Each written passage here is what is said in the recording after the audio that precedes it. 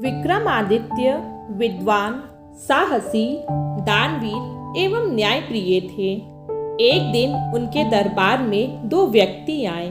एक ने कहा, राजन, हम दोनों में विवाद चल रहा है कि कर्म महान है या भाग्य।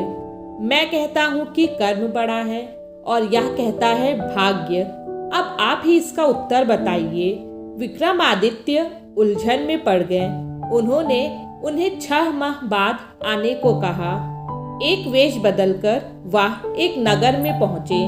रास्ते में उन्हें एक व्यापारी मिला। व्यापारी ने राजा से पूछा, कौन हो भाई, नगर में नए जान पड़ते हो? मेरा नाम विक्रम है, मैं कल ही यहाँ आया हूँ। इस समय नौकरी की तलाश में जा रहा हूँ। राजा ने कहा, एक सेवक की तो मुझे भी जरूरत है। अगर मेरे पास नौकरी करना चाहो तो बताओ, कितना वेतन लोगे? व्यापारी ने पूछा। प्रतिदिन 1000 मुद्राएं, राजा बोले। व्यापारी चौंक कर बोला, आखिर तुम में ऐसा क्या गुण है जो तुम इतना अधिक वेतन मांग रहे हो? मैं वह काम भी कर सकता हूँ जो कोई दूसरा नहीं कर सकता, राजा ने उत्तर दिया। ऐसी बात है तो तुम्हारी नौकरी आज से ही पक्की हुई, व्यापारी ने कहा। दिन भर काम करने के पश्चात राजा को 1000 मुद्राएं मिली। उनमें से आधी उन्होंने ब्राह्मण को दे दी। बची मुद्राओं में से आधी गरीबों और भिखारियों में बांट दी। शेष में से कुछ साधु सन्यासियों को दे दिया तथा कुछ अपने खाने पीने के लिए रख ली। राजा जब भोजन ग्रहण करने बैठे तभी अचानक एक योगी आ गया। बोला, बेटा, बहुत भूखा हूँ, कुछ खाने को हो तो दे दो। राजा ने अपनी थाली योगी के आगे रख दी। योगी भोजन करके आशीर्वाद देकर चला गया। राजा को भूखा ही रहना पड़ा। राजा ने सोचा, आज मेहनत का पैसा भी कमाया पर भोजन भाग्य में ना था, इसलिए ना मिला। हाँ, दूसरों की सहायता करने का पुण्य भाग में था, सो मिल गया। अगर परिश्रम ही ना करता तो ना भोजन मिलता और ना ही पुण्य मिलता।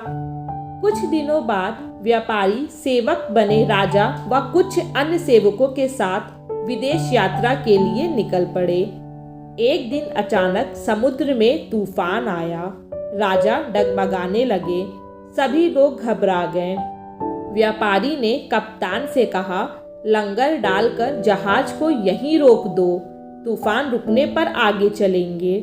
थोड़ी देर बाद तूफान थम गया, किंतु कप्तान की बहुत कोशिश के बाद भी लंगर उठा नहीं और जहाज आगे न बढ़ सका। तभी व्यापारी ने राजा को बुलाया और कहा, तुमने कहा था कि तुम वह काम भी कर सकते हो जो दूसरा कोई नहीं कर सकता। अब इस संकट से हम सभी को बचाओ। जो आज्ञा स्वामी। राजा जहाज के नीचे उतरे। पूरी ताकत से लंगर उठाया तो वह तुरंत ऊपर उठ गया। जहाज आगे बढ़ने लगा। राजा जहाज में चढ़ने लगे कि जहाज की लकड़ी टूटकर उनके हाथ में आ गई। तभी ऊंची लहर आई और जहाज राजा से दूर निकल गया। राजा टूटी लकड़ी के सहारे तैरने लगे। तभी जहाज डगमगाकर हिचकोले खाने लगा। थोड़ी ही देर में जहाज समुद्र में डूब गया। विक्रमादित्य को लगा कि भाग्य से वह बच गए। उन्होंने लंगर उठाकर कर्म किया था, तभी भाग्य ने भी उनका साथ दिया। जहाज के टुकड़े के सहारे राजा एक टापू के किनारे आ गए। वहां एक नगर था। राजा नगर के द्वार पर पहुंचे। वहां बड़े बड़े अक्षरों में लिखा था, सिंघल देश की राजकुमारी का विवाह राजा विक्रमादित्य से होगा। एक दिन वह यहाँ अवश्य आएंगे। राजा असमंजस में थे कि द्वारपाल की आवाज से चौंक पड़े। कौन है आप श्रीमान? मैं राजा विक्रमादित्य हूँ, राजा ने कहा। स्वागत है राजन, हम सब आपकी प्रतीक्षा में थे, कहकर द्वारपाल राजा को तुरंत राजकुमारी सिंघावती के महल की ओर ले गया। राजकुमारी से उनका विवाह हुआ। पूरे नगर में खुशियां छा गई। राजा विक्रमादित्य के दिन आनंद में बीतने लगे। वह तो यह भी भूल गए कि वह किस काम से अपने नगर से निकले थे। एक दिन राजकुमारी की एक दासी ने राजा से कहा, क्षमा करें राजन, आप अपना जीवन यहाँ क्यों नष्ट कर रहे हैं? आप यह भूल गए कि आपको कुछ और भी करना है। राजा ने कहा, तुम ठीक कहती हो, यह तो कोई मायावी नगरी लगती है। यह बताओ कि मैं अपने राज्य वापस कैसे जाऊं? चारों ओर तो समुद्र ही समुद्र है।